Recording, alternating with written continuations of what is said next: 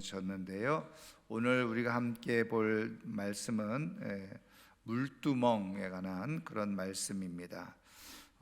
우리 먼저 그 이름의 뜻을 우리가 한번 같이 살펴보면요. 오늘 우리가 읽은 본문 말씀 18절에 있죠. 우리 한 번 더 같이 읽겠습니다.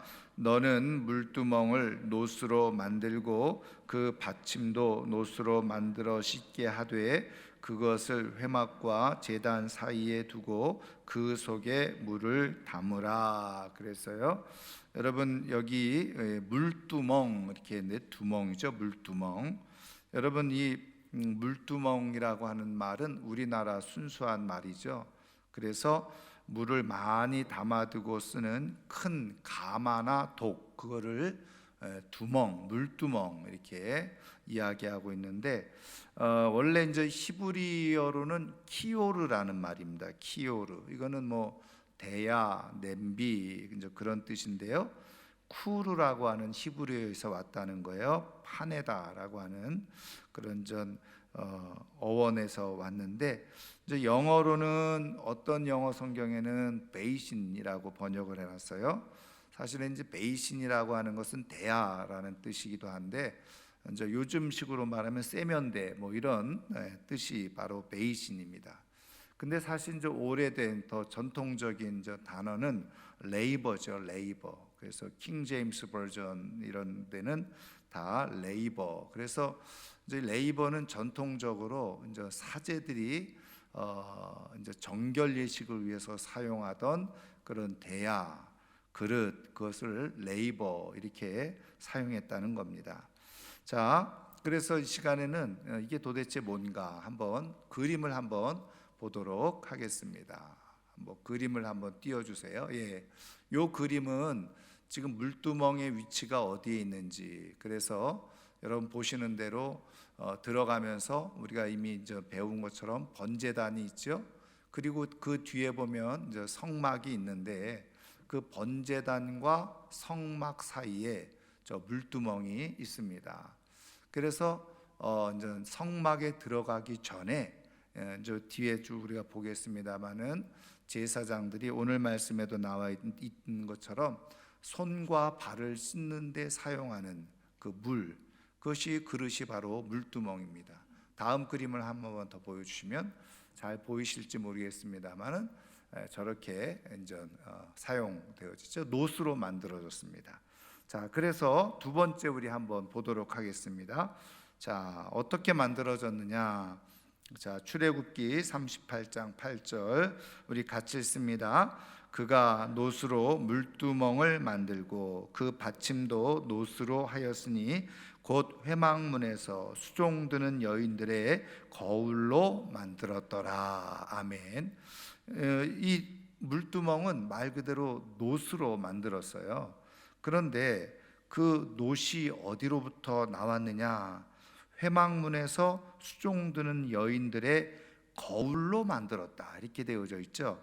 그래서 이 당시에, 그러면은 지금 이 말씀이 기록될 당시가 주전 약 1400여 년 전 이렇게 우리가 이제 본다고 하면은 주전 1400여 년, 지금부터 3400여 년 됐죠.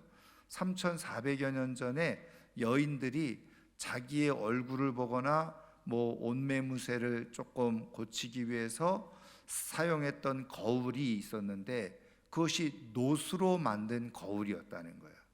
여러분 그것이 우리가 한참 지난 다음에 주후 1세기에도 사도 바울이 고린도서에 우리가 얼굴과 얼굴을 마주보는, 그런데 그 이전에 뭐예요? 지금은 거울로 보는 듯하나 나중에는 얼굴과 얼굴을 맞대어 보는 듯 할 것이다 이렇게 말씀해 줄 때 그 고린도서에서 말씀해 주신 이 거울도 거울을 보는 것 같이 희미하다. 여러분 우리는 거울을 보면 희미하지 않잖아요. 지금은 다 유리로 만든 거울인데 그 전까지만 해도 바로 노스로 만든 거울을 사용했다는 거죠. 그래서 여러분 그러니까는 이때에도 거울을 사용했다는 것이 굉장히 의미가 있잖아요. 근데 이제 회막문에서 수종드는 여인들은 누구를 말했을까? 레위 지파의 소속되어 있는 여성들이 그 회막을 섬기는 일, 허드렛 일들을 한 것이죠. 그래서 그 여인들이 사용하던 이 놋거울을 다 녹여가지고 뭘 만들었다는 거예요? 바로 이 물두멍을 만들었다는 거예요. 그래서 여기에 이제 의미가 있죠. 거울은 어떤 용도죠? 말씀드린 것처럼 얼굴이나 또 용모, 자신의 어떤 이 모습, 이것을 확인해 보는데 사용하는 것, 그것이 바로 거울이잖아요. 그래서 이게 의미가 있는 게 뭐냐면, 아니 다른 놋도 많이 있을 텐데 왜 그 여인들이 사용하는 거울로 이것을 만들었느냐? 학자들은 이 의미를 여기에 부여하는 거예요. 그러면 우리가 성소에 들어간다고 하는 것은 하나님을 만나는 건데, 하나님을 만나기 전에 어떻게 해요? 제사장들이 해야 될 일이 뭐냐? 마치 거울을 보고 자기의 모습을 비춰보는, 그게 바로 물두멍이 가지고 있었던 중요한 의미였다는 거예요. 여러분, 우리가 어디 외출할 때도 거울을 보고 얼굴 또 뭐 옷 맵시 이런 것도 다 보잖아요. 또 우리가 아주 그냥 앞에 훌륭한 사람, 높은 사람을 만날 때도 들어가기 전에 막 자신의 용모를 또 살피기도 하잖아요. 그런 것처럼 단순히 겉의 외모의 용모가 아니라 중요한 것은 무엇입니까? 이렇게 마음을 살피도록 만들어진 것이 바로 물두멍에 담겨져 있는 의미였다는 거예요. 그래서 여인들이 사용했던 거울, 놋거울을 녹여가지고 그래서 이 놋대야를 만든 거죠. 그래서 여러분, 우리가 이제 성경에 보면 이 물두멍을 여러분 다른 성경에 보면 대야라고도 번역을 해놓기도 하고, 이제 우리가 이제 그 성전 시대, 솔로몬이 지은 성전 시대는 뭐라고 그것을 번역을 해놨냐? 바로 바다라고 번역을 해놨어요. 자, 그래서 어쨌든 이런 데 사용하는 건데, 여러분 그 오늘 말씀을 보면서도 특이한 것 하나를 발견할 수 있는데, 그게 뭐냐면, 여러분 이미 아시는 대로 다른 기구들, 이미 앞에서 번제단 뭐 이런 것도 다 뭐가 있었어요? 우리가 회막, 또 거기에 세우는 기둥, 다 뭐가 있었어요? 사이즈가 있었죠. 규격이 있었단 말이에요. 그런데 이 물두멍에는 규격이 없어요. 지름을 얼마나 해라, 뭐 깊이를 얼마나 해라, 그런 규격과 사이즈가 없습니다. 그 제한이 없는 거죠.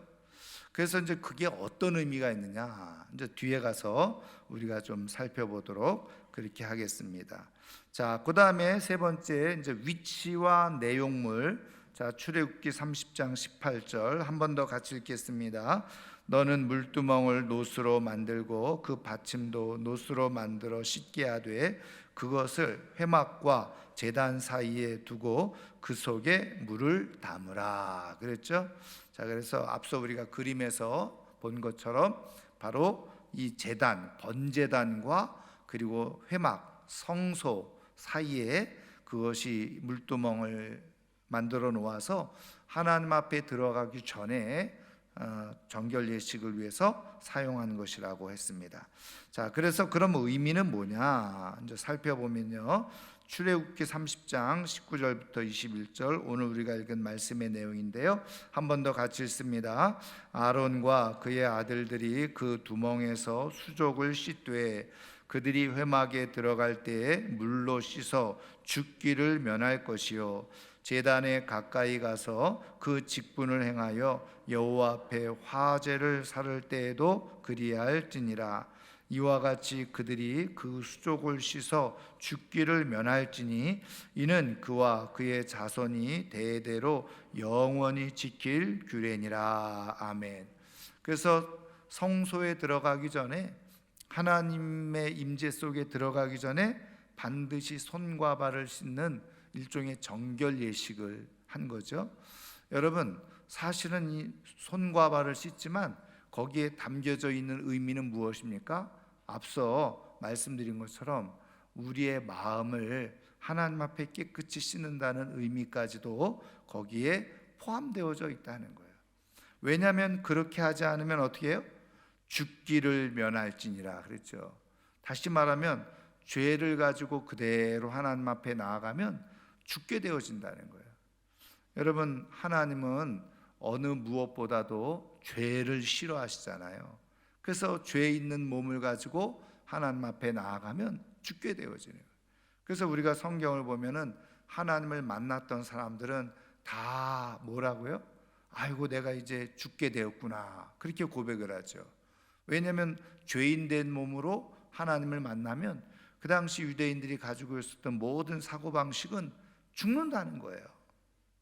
그러니까는 이사야 선지자도 내게 화가 미쳤다, 화로다. 하나님을 만나고 나서 화로다 그랬어요. 그 화가 무엇입니까? 저주잖아요. 왜 그랬습니까? 자기가 이제 죽게 되어졌다는 거예요. 그런 고백을 하는 거예요. 그러니까 정결하지 못한 상태로 하나님을 만나면 죽는다는 거예요. 그래서 특별히 하나님을 만나고자 할 때 가장 중요한 게 뭐라는 거예요?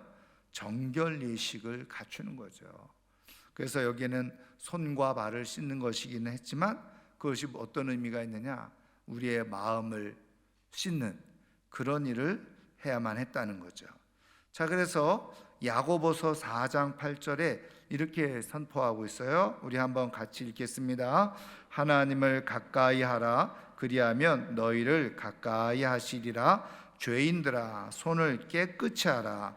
두 마음을 품은 자들아 마음을 성결하게 하라. 아멘. 자, 그래서 하나님을 만날 때 선행되어야 될 중요한 조건이 뭐라는 거예요? 손을 깨끗이 하는 거예요. 상징적인 의미가 있는 거죠. 이것은 뭐예요? 행실. 우리가 가지고 있는 행실을 하나님 앞에 고백하고 그리고 회개하라는 의미가 담겨져 있는 거죠. 마음을 성결하게 하라. 정결하게 하라는 것입니다. 그래서 그것이 무엇이냐? 바로 우리가 하나님 앞에 죄를 고백하는 일이라는 것입니다. 그래서 요한일서 1장 9절 우리 한번 같이 읽겠습니다. 만일 우리가 우리 죄를 자백하면 그는 미쁘시고 의로우사 우리 죄를 사하시며 우리를 모든 불의에서 깨끗하게 하실 것이요. 아멘. 자, 우리 예수님께서 십자가에서 피 흘려 죽으신 이유가 뭐라고요? 바로 우리의 죄를 다 덮고 씻기 위해서 그랬어요. 그래서 여러분, 예수님의 피로 우리의 죄를 도말하신다 그랬어요. 도말이 무슨 뜻이라고요? 덮어 씌운다는 거예요. 그게 바로 도말한다는 거거든요. 그래서 우리의 죄가 하나님 앞에 드러났을 때 우리는 다 그 죄로 인해서 죽게 되어졌는데 예수 그리스도의 십자가의 보혈로 우리의 죄를 다 덮으셔서 우리의 죄가 하나님 앞에 드러나지 않도록, 그것이 바로 예수 그리스도의 십자가의 피 흘림의 아주 중요한 의미잖아요. 그래서 피 흘림이 없이는 뭐가 없어요? 죄 사함이 없어요. 그러므로 우리가 하나님 앞에 나아가서 죄를 자백하고 그럴 때 이미 예수님께서 십자가에서 우리를 대신해서 흘리신 그 보혈의 피로 말미암아서 우리는 예수님의 이름으로 죄를 고백하면 하나님께서 그것을 다 용서해 주시고 덮어 주시고 죄 없는 것으로 여겨 주시는 거예요.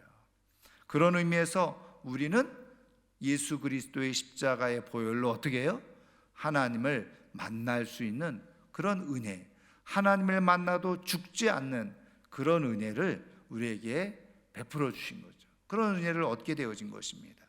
여러분, 그래서 그런 의미에서 물두멍은 어떤 의미가 있느냐? 앞서 말씀드린 회개의 의미도 있고, 사실은 그 물두멍이 상징적으로 우리에게 보여주는 것은 바로 예수 그리스도의 십자가의 보혈의 의미가 거기에 또 담겨져 있다는 거예요. 여러분, 손과 발을 씻어서 자기가 정결하게 되어졌다고 하는 의미를 가지고 하나님 앞에 나아갔듯이 우리는 예수 그리스도의 십자가의 보혈로 우리는 죄 사함을 받고 용서를 받고 하나님 앞에 나아가는 그런 은혜를 입게 된 줄 믿습니다. 그래서 예수님이 그래서 우리에게 가장 소중한 분이에요. 여러분, 그런 의미에서 우리가 하나님을 만난다고 할 때 이 세상 다른 어떤 종교에서 있을 수가 없는 일이 무엇입니까? 우리의 죄를 대신해서 피 흘려 죽은 존재가 없다는 거예요.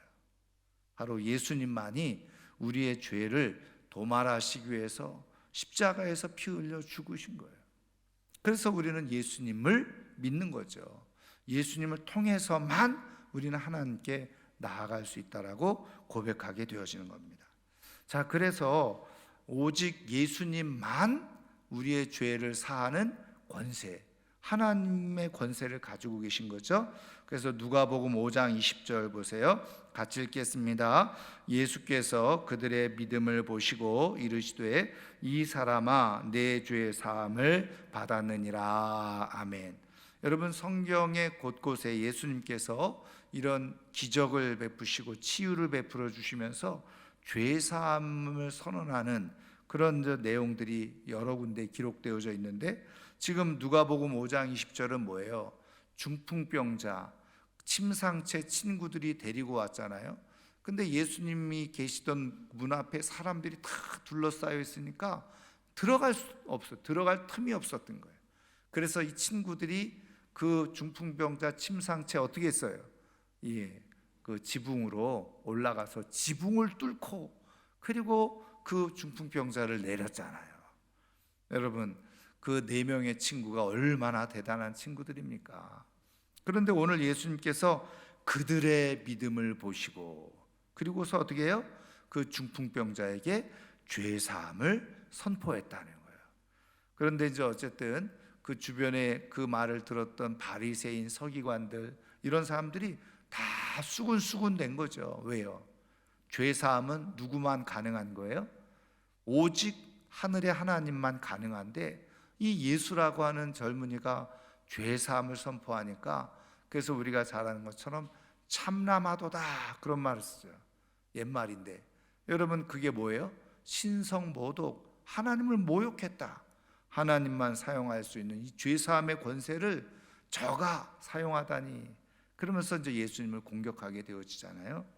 그래서 어쨌든 예수님이 이렇게 죄 사함을 선언하는 거예요. 왜요? 바로 예수님의 하나님의 아들로서 우리의 죄를 위해서 십자가를 다 지시는 분이기 때문에 예수님에게 죄 사함의 권세가 있다는 겁니다. 자, 그래서 사도들이 이런 예수님의 그런 말씀을 따라서 선포한 내용이 뭐냐? 사도행전 2장 38절 우리 한번 같이 읽겠습니다. 베드로가 이르되 너희가 회개하여 각각 예수의 이름으로 세례를 받고 죄 사함을 받으라. 그리하면 성령의 선물을 받으리니. 아멘. 예수의 이름으로 뭐예요? 세례를 받고 죄 사함을 받으라. 그래서 세례가 곧 뭐예요? 죄 사함의 중요한 표지. 그래서 여러분, 제가 세례 교육하고 문답할 때 꼭 묻는 질문 중에 하나가, 세례를 받으면서 세례의 뜻이 뭔지 모르는 사람들이 있어요. 여러분, 세례의 뜻이 뭐예요? 말 그대로 세례라는 그냥 우리 한자로 뜻하면 씻을 세자에다가 예식할 때 예자예요.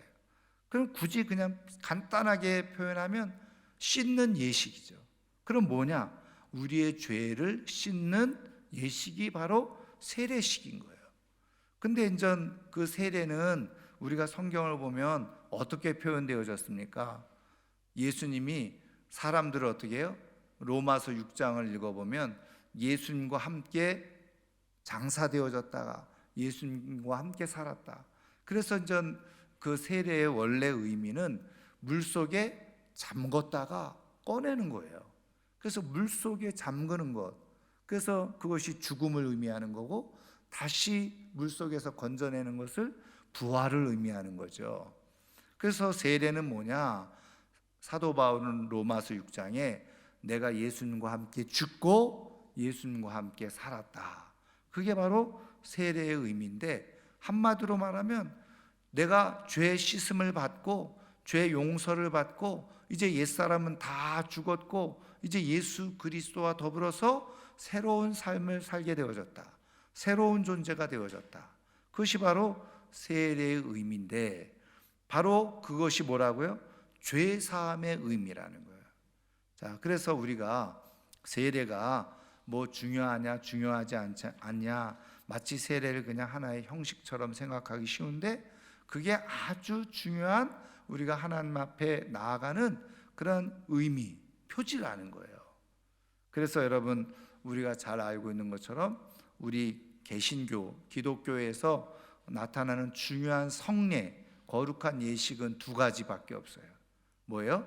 바로 세례식과 성찬식. 로마 카톨릭 교회는 7개의 성사를 얘기해요. 성사, 그 성례라고 하죠. 그래서 태어날 때 뭐 유아 세례부터 시작을 해서 뭐 견진성사라든지, 그 다음에 혼례도 거룩한 예식이라고 해요. 혼배성사라고 하기도 하고, 또 임종할 때 임종 예식, 그것도 거룩한 성사라고, 뭐 등등 해가지고 7개의 성사를 얘기를 해요. 근데 어쨌든 성경에 기록된 성례, 예수님께서 제정하신 두 가지 중요한 예식은 세례식과 성찬식이었다. 그래서 이 세례식은 말씀 그대로 물속에 들어갔다 나옴으로 말미암아서 내 죄가 다 용서받고, 그래서 하나님 앞에 나아갈 수 있는 하나님의 백성이 되는 자격이 주어졌다는 것을 의미하는 것이 바로 세례인데, 여러분, 물두멍에 담겨져 있는 의미가 뭡니까? 손발을 씻음으로 말미암아서 내 죄가 다 씻어지고 정결한 마음, 정결한 몸이 되어져서 하나님을 만날 수 있는 자격, 하나님의 임재 안에 들어갈 수 있는 자격을 얻게 되어졌다는 것이 바로 물두멍에 담겨져 있는 의미라는 거죠. 자, 그런 의미에서 요한복음 3장 5절을 한 번 더 같이 읽겠습니다. 예수께서 대답하시되 진실로 진실로 내게 이르노니 사람이 물과 성령으로 나지 아니하면 하나님 나라에 들어갈 수 없느니라. 그래서 여기에 물도 역시 세례를 의미하는 거예요. 그래서 세례를 받아야 된다. 그래서 이 세례라는 것은 한마디로 말하면 말씀드린 것처럼 예수 그리스도와 함께 죽었음을 고백하는, 그래서 내 죄가 다 용서받았다라고 하는 확신이 있어야 된다는 거죠. 자, 그래서 베드로전서 3장 21절 같이 읽겠습니다. 물은 예수 그리스도께서 부활하심으로 말미암아 이제 너희를 구원하는 편이 곧 세례라. 이는 육체의 더러운 것을 제하여 버림이 아니요 하나님을 향한 선한 양심의 간군이라. 아멘. 그랬죠? 자, 그래서 물이 뭘 상징하느냐? 너희를 구원하는 편이 곧 세례라. 그래서 세례는 한마디로 말하면 상징적인 표식이죠. 뭐예요? 바로 하나님의 백성으로 죄 용서를 받아서 구원을 받았다라고 하는 중요한 표시. 그래서 앞서 말씀드린 것처럼 구원을 받았다는 것은 무엇을 의미하느냐? 하나님과 함께 할 수 있는 자격이 주어졌다는 거예요. 하나님을 만날 수 있는 자격이 주어졌고 천국에 들어갈 수 있는 자격이 주어졌다는 거예요. 그것이 바로 구원이잖아요. 자, 그래서 갈라디아서 3장 27절 같이 읽겠습니다. 누구든지 그리스도와 합하기 위하여 세례를 받는 자는 그리스도로 옷 입었느니라. 아멘. 그래서 우리가 옛 옷을 다 벗어버리죠. 구습을 벗어버리고 세례를 통해서 어떻게 해요? 우리는 예수 그리스도로 옷 입는 사람이 되어지는. 여러분, 구약 시대의 물두멍이 갖는 의미는 바로 이 신약 시대의 세례와 같은 의미가 있고 회개와 같은 의미가 있는 거죠. 그래서 하나님 앞에 나아가는데 우리가 걸림돌이 없도록 하는 것, 그것이 바로 물두멍이었고 예수 그리스도의 십자가의 보혈이었고, 그것이 교회에서 바로 세례로 연결되어진다는 거예요. 그래서 여러분, 세례를 무시하거나 가볍게 여길 것이 아니라, 이것이 내 죄가 다 씻음 받은 표구나, 그래서 하나님의 구원을 받았다고 하는 중요한 표식이구나, 예수 그리스도로 옷 입었다라고 하는 뜻이 바로 이것이로구나, 그리고서 이것을 귀하게 여기고 정말 죄 용서받은 사람답게 하나님 앞에서 거룩한 삶, 그리고 하나님을 만나는 은혜를 입게 되어졌다는 것에 감사하며 살아갈 수 있는 우리 모두가 되기를 주님의 이름으로 축원합니다. 자, 그러면 이렇게 성경에서도 우리가 하나님 앞에 거룩하고 정결한 모습, 근데 우리는 완전하게 그렇게 될 수 없죠. 그래서 하나님께서 우리에게 주신 특별한 은혜가 뭐라고 그랬어요? 회개와 용서라고 그랬잖아요. 그래서 요한일서 1장 9절에 말한 것처럼 우리가 하나님 앞에 죄를 자백하면 하나님은 우리를 미쁘시게, 아주 하나님은 우리를 긍휼히 여기셔서, 그래서 우리를 모든 죄에서 다 용서를 해주시고 우리를 깨끗게 해주신다는 거예요. 여러분, 그러면 이렇게 우리가 하나님 앞에서 물두멍, 다시 말하면 예수 그리스도의 보혈을 의지해서 회개해야 될 이유가 뭐냐? 당연히 이제 하나님의 은혜 아래 들어가는데, 그 다섯 번째, 이것으로 인해서 주어지는 하나님의 약속이 무엇인가, 축복이 무엇이냐? 시편 24편 3절 4절입니다. 같이 읽겠습니다. 여호와 산에 오를 자가 누구며 그의 거룩한 곳에 설 자가 누구인가? 곧 손이 깨끗하며. 그랬어요. 여기 보면 하나님의 산, 여기 하나님의 산이라고 하는 것은 성산, 시온산, 성전을 의미하는 거죠. 역시 그의 거룩한 곳, 같은 의미입니다. 다시 말하면 이거는 뭐냐? 하나님의 거룩한 임재 속에 들어갈 수 있는 사람, 다시 말하면 하나님과의 깊은 영적인 만남을 가질 수 있는 사람이 누구냐? 바로 손이 깨끗한 사람이라는, 하나님 앞에서 정결한 사람. 근데 말씀드린 것처럼 우리가 하나님 앞에 다 완전하게 정결하냐? 그렇지 못하잖아요. 그래서 우리에게 필요한 게 무엇이라고요? 회개. 그래서 여러분, 하나님은 언제 우리 가운데 임재하시느냐? 어떤 사람들에게 임재하시느냐? 회개하는 사람에게 하나님은 임재하시고, 회개하는 사람을 하나님은 만나 주신다는 거예요. 여러분, 그런 의미에서 초대교회에서부터 어떻게 해요? 너희가 회개하라. 예수님이 이 땅에 오셔서도 선포한 게 뭐예요? 하나님 나라가 가까이 왔으니 너희가 뭐라고요? 회개하라. 왜요? 회개가 하나님을 만나는, 하나님의 임재를 경험하는 아주 중요한 과정이기 때문에, 조건이기 때문에 그렇다. 여러분, 그래서 여러분, 우리가 하나님 앞에 온전히 회개할 때 하나님의 임재를 경험하는데, 거꾸로 뒤집어서 얘기하면요, 나는 하나님의 임재를 잘 모르겠다, 나는 하나님의 임재가 잘 느껴지지 않고 경험되어지지 않는다. 그럼 뭐가 잘 안 되는 걸까요? 잘 살펴보면 물두멍에서 손을 제대로 씻지 않은, 발을 제대로 씻지 않은 것일 수도 있어요. 하나님 앞에 온전한 회개가 되어지지 못하는 거예요. 여러분, 우리가 잘 아는 것처럼 1907년에 그 장대현 교회에서 큰, 정말 전 세계적인 부흥의 역사가 일어났잖아요.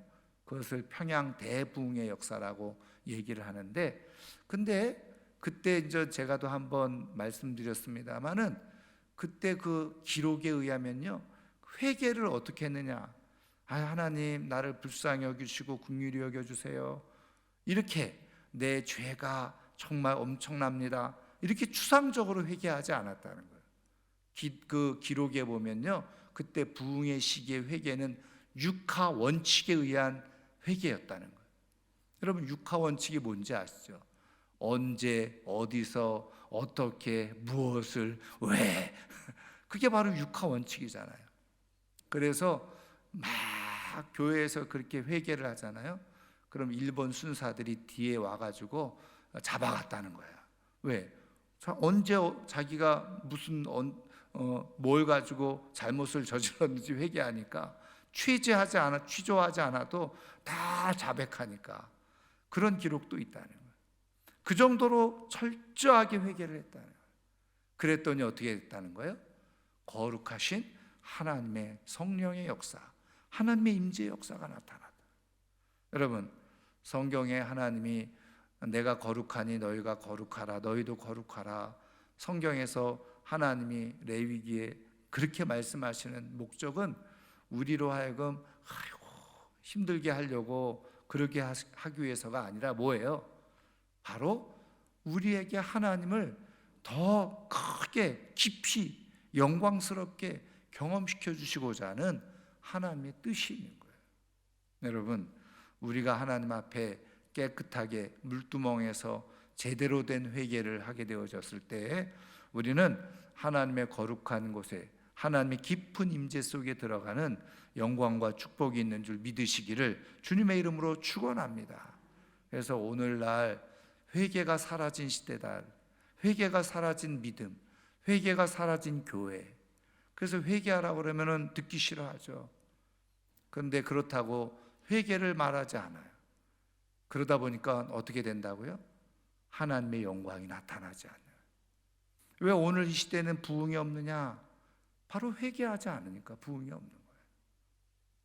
저희 교회는 정말 하나님 앞에 진실되게 손과 발을 씻어서 물두멍 앞에서 나를 잘 거울에 살펴보는 것처럼 나를 살펴서 회개하는 가운데 하나님의 거룩한 영광을 경험하고 하나님의 깊은 임재 속에서 하나님과의 아름다운 교제가 깊어지는 믿음의 역사가 일어나기를 소원하고 축원합니다. 자, 두 번째는요, 욥기 17장 9절 말씀 같이 읽겠습니다. 그러므로 의인은 그 길을 꾸준히 가고 손이 깨끗한 자는 점점 힘을 얻느니라. 아멘. 여기 손이 깨끗한 사람, 거룩한 사람들에게 나타나는 하나님의 축복이 뭐예요? 하나님의 능력을 얻게 돼요. 점점 힘을 얻게 되어지네요. 여러분, 거꾸로 얘기하면 내가 자꾸 삶의 의욕이 떨어지고, 그리고 별로 사는 게 재미가 없어지고, 신앙생활도 재미가 없어지고, 여러분, 그걸 가만히 이렇게 되새겨 보면 뭘까요? 내가 손이 더러울 수가 있다는 거예요. 여러분, 손발이 더러울 수가 있는 거예요. 한마디로 말하면 하나님 앞에 온전한 회개가 이루어지지 않았어요. 그런 사람들은 점점 어떻게 해요? 그냥 시름시름 마치 병균에 감염이 되어져서 죽어가는 것처럼 그렇게 되어지는 거예요.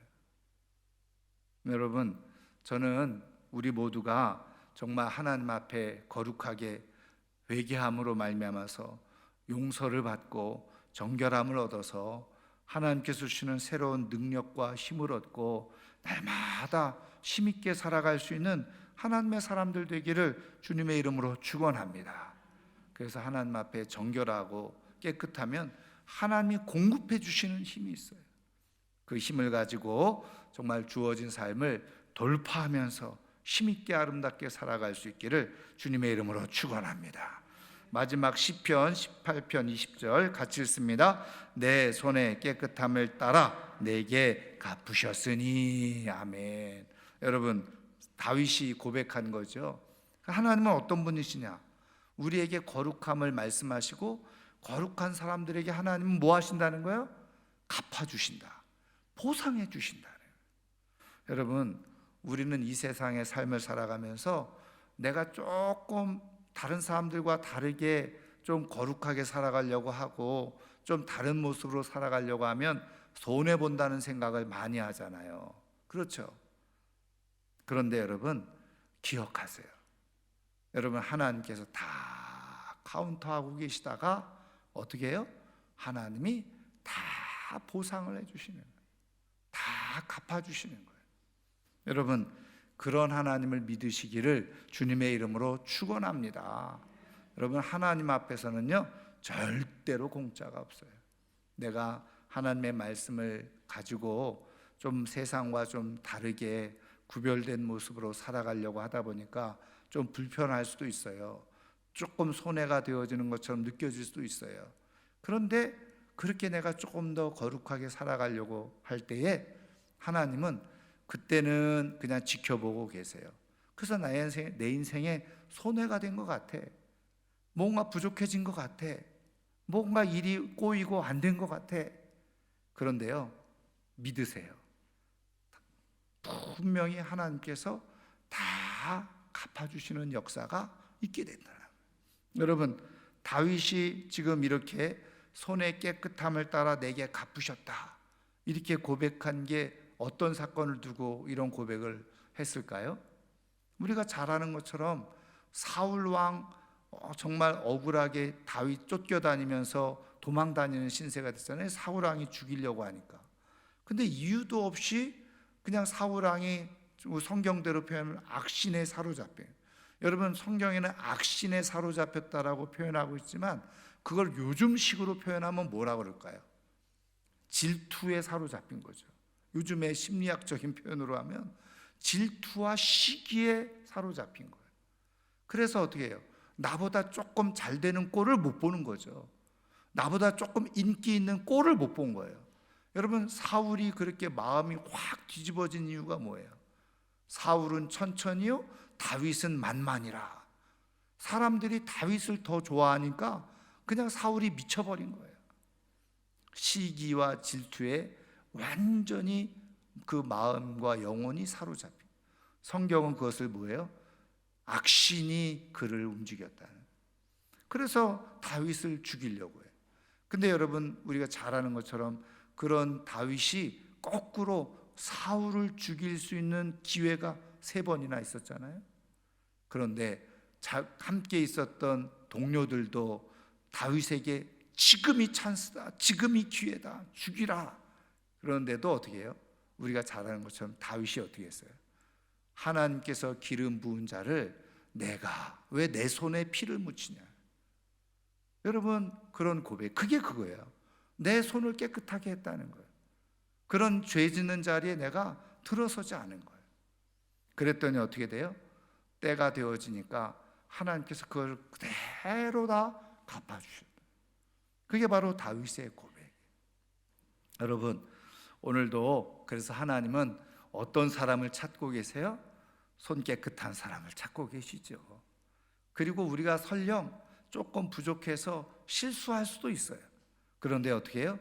진심으로 하나님 앞에 그것을 가지고 부여잡고 회개의 눈물을 흘리는 사람. 여러분, 다윗이 하나님의 마음에 합할 수 있었던 이유는 완벽해서가 아니었잖아요. 밧세바하고 동침한 이후에 그것을 나단 선지자를 통해서 회개를 요청받았을 때 그가 찔림을 받고 침상이 다 젖도록 하나님 앞에 회개를 했잖아요. 여러분, 다윗이 하나님의 마음에 합한 이유는 죄가 없어서 아니면 굉장히 지혜롭고 뛰어난 능력을 가져서가 아니라 하나님 앞에 자신의 죄를 회개할 줄 알았기에 하나님의 마음에 합한 자가 되어졌고, 하나님은 하나님의 손에 들려져서 그가 다 가품이 되어지는 인생이 되어졌어요. 오늘 우리 모두가 정말 이 영적인 물두멍, 예수 그리스도의 십자가의 보혈로 우리에게 다 용서해 주시는 은혜를 베풀어 주셨는데, 하나님 앞에서 다 손과 발을 씻고 정말 우리의 거울을 보듯이 내 모습을 잘 성령 안에서 비추어 봐서 낱낱이 하나님 앞에 회개하는 가운데 우리 예수 그리스도의 보혈로 깨끗함을 입고 거룩한 하나님의 백성이 되어서 하나님의 임재 안에 들어가고 하나님이 갚아주시고 그 속에서 하나님께서 성령의 능력을 주셔서 힘있게 우리에게 주어진 삶을 당당하게 살아갈 수 있는 하나님의 사람들이 다 될 수 있기를 주님의 이름으로 축원합니다. 축원합니다. 오늘 말씀을 생각하면서 하나님,